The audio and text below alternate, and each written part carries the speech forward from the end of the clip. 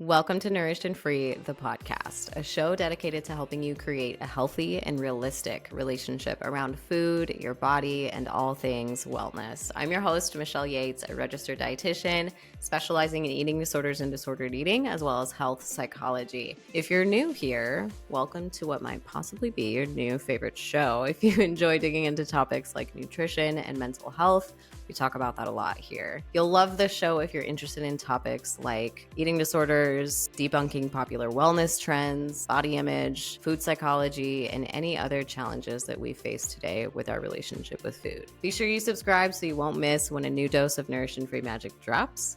Let's dig into today's episode. Intuitive eating has been criticized for being vague, unhealthy, and unrealistic. It's also been noted to be a relief, easy to do, and the most sustainable solution for a lifetime of a healthy and nourishing relationship with food. So what's going on? Why are there so many polarizing opinions on the topic?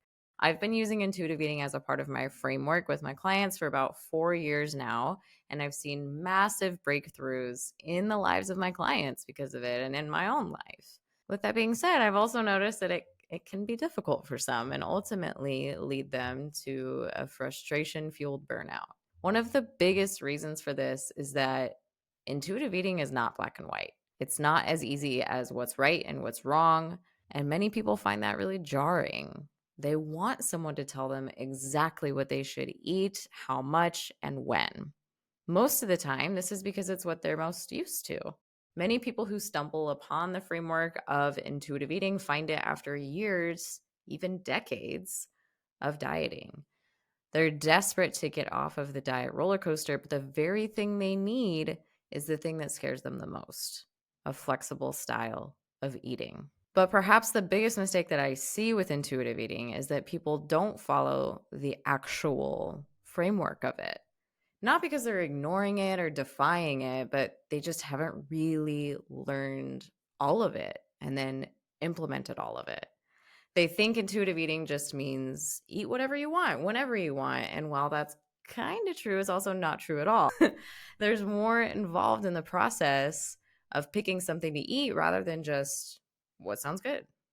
It's more than that. It's deeper than that. Many women have reached out to me saying they read a couple chapters of the intuitive eating book, they tried it out, and then ended up finding themselves completely out of control with food and feeling awful physically.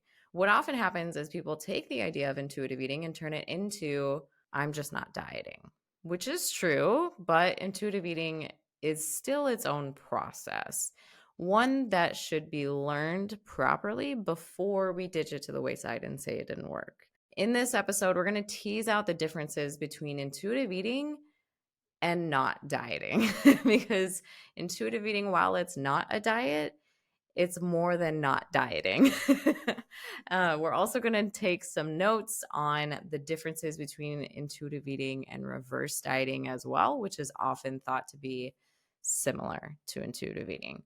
By the way, thank you to all of you who have left a review on the show. I absolutely love reading what you said. Special thanks to Ali Bug for leaving a review on my Apple podcast and saying, from the bottom of my heart, thank you. I literally signed up for Optavia and was on day 3, then heard your podcast while scrolling looking for podcasts. I quit immediately. Seriously saved me money and my health. Also, I'd like to add that I'm now hooked on your podcast and sharing your knowledge and opinions. Thank you, Alibug, for leaving the review and for letting me know. I'm really, really grateful to hear that I was able to help you out in an unique situation of starting Optavia. That's really why I make these episodes, is because I want to talk about these popular diet trends and things that are going on and explain fully what's involved with them, because often what we see and are told is really sensationalized and romanticized. And then once you actually get into it, you realize that it's maybe not as glamorous. And so I'm super glad to hear that I was able to help you out. And I'm glad that you're enjoying the podcast. Thanks for leaving that note. And I've also loved hearing your guys' feedback on my last episode, which was super fun to make. In case you missed it, my husband and I, we were breaking down our reactions to the new Netflix docuseries called You Are What You Eat. My husband is a project manager in the fintech world, so he does not have any background on the topic of nutrition and health. So it was really entertaining to hear his thoughts and reaction as he represented the average Joe after watching that documentary. And then to share my thoughts with him as well, with my background as a registered dietitian and obviously nutrition and health sciences was pretty entertaining. For those of you who did listen to the episode, be sure you check out my article on it as well. I found a few new surprising facts after we recorded that episode, the biggest of all being that the documentary made it seem like there was way more involved in the study than there actually was. It also really inflated the results of the study. So I discuss it all in the article, and you can find that in the show notes of that episode. So if you haven't left a review or rating yet on the show, I'd appreciate it if you took the time to do that, either on Apple Podcasts or Spotify. They both have the option to leave a rating. I've had some really exciting moments of making it to the top 100 podcasts in the nutrition category, with my best being number 38. That wouldn't be possible without your ratings. I have unfortunately fallen to the spot of 140, so we've got some work to do. So please help me keep climbing those charts so I can be discovered by more people, and do me a favor and leave a quick rating. So for this episode, I'm going to assume you already are familiar with what intuitive eating is. I'm naturally going to be discussing some of the details of it in this episode, but if you're looking for a more in-depth explanation of how intuitive eating works, what it's all about, if you're basically looking for an intuitive eating 101, I will leave a link to one of my articles in the show notes that will bring you up to speed on everything you need to know about intuitive eating and the basics of it. Now, when we think about intuitive eating, there's these 10 principles set in place, right, that are designed to help somebody create a healthy relationship with food, and then to a smaller extent, a healthy relationship with fitness in their body as well. What ends up happening a lot of times, though, is that only a few of the principles are actually being implemented or learned about. Sometimes people don't bother to learn about all 10. And listen, I understand our attention span is pretty terrible in general, but what ends up happening is that intuitive eating is not being properly implemented, and therefore it doesn't work, or it feels like it's not working, or it feels like we're just not dieting instead of intuitive eating, which shouldn't be the case either. So let's break down a few of the biggest reasons that we find ourselves in this predicament of not dieting rather than true intuitive eating. And the first one, and perhaps the most obvious, is that we approach this as a eat whenever you want style of eating without any regard to how eating in different ways affects us physically and nutritionally. And this is honestly the biggest misconception around intuitive eating, and biggest mistake too, is that it's just all junk food, even though I don't really love that phrase, but you know what I mean when I say that, right? So no healthy foods ever, just all ultra processed, sugary, whatever. And to be fair, this will happen if somebody has come from a place of having a ton of food rules, and then they suddenly are not thinking about nutrition or health at all, and they just throw their hands in the air and say, well, F it, I'm done, right? Like, I don't really care. And this is, I mean, really what happens all the time when somebody is stuck in a diet binge cycle. Not if they're just intuitive eating, which is really just not dieting. Sometimes it happens when they're just stuck on the roller coaster of dieting, as they get to this point where they fall off the wagon because it was really difficult to adhere to all the food rules that they had before, and they say, all right, I'm over it, I don't want to do this anymore. So food liberation, when it comes to intuitive eating, there's definitely an element there of all foods are on the table, but it's only about 10 to 20% of the story. It's not enough to just say, what do I want? And then allow yourself to eat that and eat what you're craving all of the time. But you also need to ask, why? Why do I want that? And how will my body feel if I eat that? And a lot of times when we dig into the why and we ask ourselves how we'll feel, we find ourselves not needing food at all sometimes, or being swayed to eat differently, or maybe it's the same food, it's just different amounts, or maybe there's a new food being introduced to make a combination. Sometimes our original plans with what we're going to eat change when we take the time to think through those things. Another reason that I end up seeing intuitive eating to be really loosey-goosey and not at all structured or logical or healthy, and basically just not dieting instead of intuitive eating, is that people get really caught up in the health at every size, fat liberation, and body positivity side of things, And therefore, they're convinced that having anything healthy at all or saying no to anything at all is restriction and diet culture and therefore fat phobic. Now, I've done a couple of episodes on health at every size. And to be honest, I wouldn't be surprised if I do another one.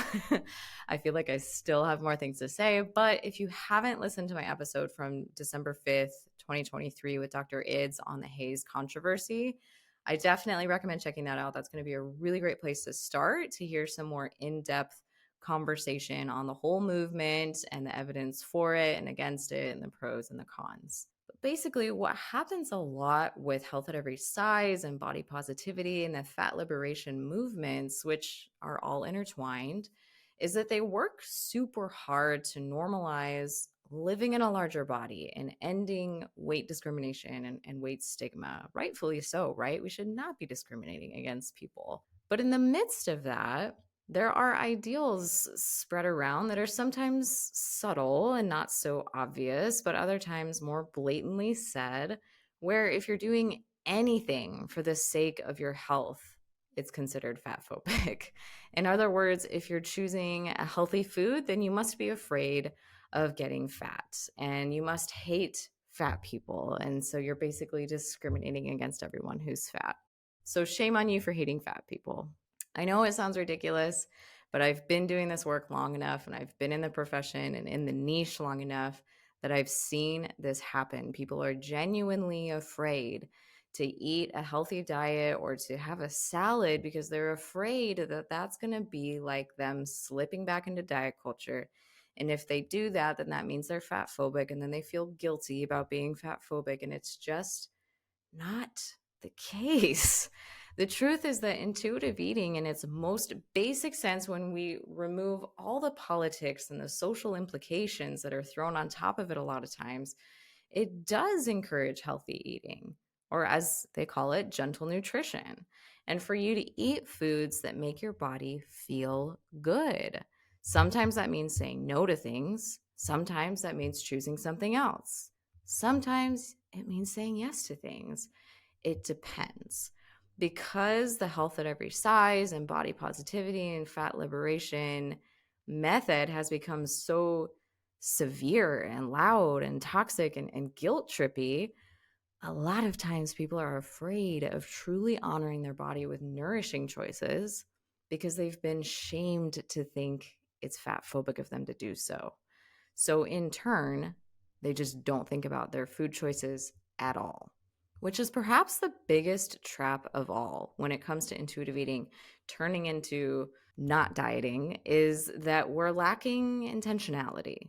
Intuitive eating is intentional. There's a lot of inner work being done to understand what you truly need. Whereas if we're just not dieting, we're not being intentional at all or placing any consideration towards what and how we eat. So if intuitive eating isn't the same as not dieting, how is it different from reverse dieting?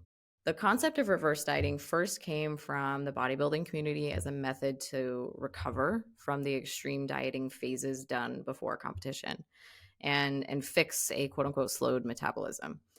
People took that and have run with it in the weight loss and wellness community and tried to promote reverse dieting as a cure-all for fixing a broken metabolism and telling women that's why they haven't been able to lose weight is because your metabolism's broken. So we just need to do some reverse dieting because you haven't been eating enough.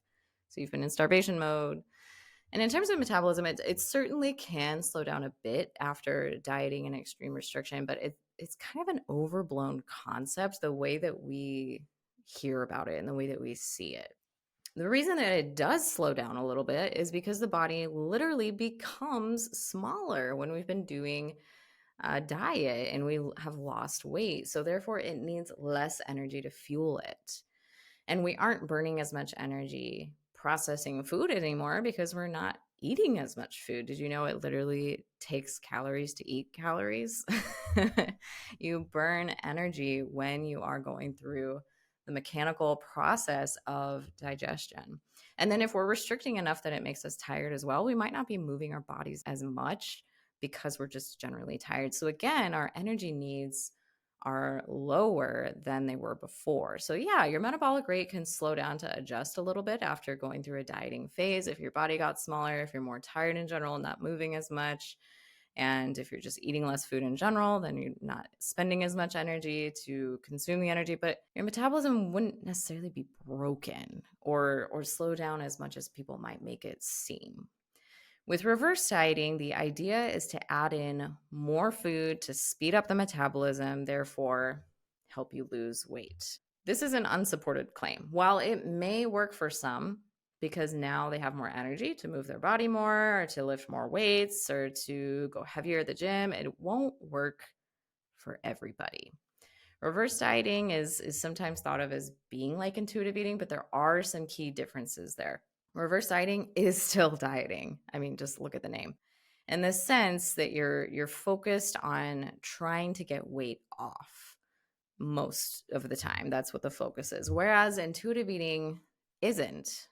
Weight loss can be a side effect of tuning in more to when you're really truly full, and if you actually did want to eat that, or if that was more of an emotional thing, and if it helps you to stop binging. Like, yes, it can help you lose weight in a sense, but that's not the intent with it. It's not the main focus of it. And with reverse dieting, that is the focus. It's also still hyperfixated on calories and portion sizes because there's a meticulous method of adding calories in. So that could guide somebody away from listening to how their body is feeling and instead lead them towards just trying to hit those numbers and calorie goals for the day. So intuitive eating and reverse dieting, not the same. Hopefully this has helped cleared up the confusion around intuitive eating and how it's different from just not dieting or even reverse dieting. But is it right for you? If you find yourself overwhelmed by nutrition information, you're trying to keep up with diets, if you're using food to cope with emotions or are constantly thinking about it, you feel like 95% of your brain is food. Learning intuitive eating through my signature program, Nourished and Free, might be the right next step for you. Nourished and Free involves so much more than just eating when you're hungry and stopping when you're full. That's actually barely what we talk about. It's even more than just intuitive eating either. Rather, we're going to dig into the food psychology that might be leading you into those self-sabotaging behaviors and dig deep into some body image work so that you can truly appreciate yourself and feel confident in who you are. We're also going to be transforming your approach to fitness so that it can be fun and sustainable for you. Nourished and Free can help you create a truly healthy relationship with food, your body, and fitness so that you can turn off the food noise for good. Just live your dang life. I've got some details in the show notes. So to learn more and apply for Nourished and Free, the program, visit my show notes and learn more about it there. I hope you love this episode. If you think you have a friend that would enjoy it, be sure you share it with them, and we will see you next time.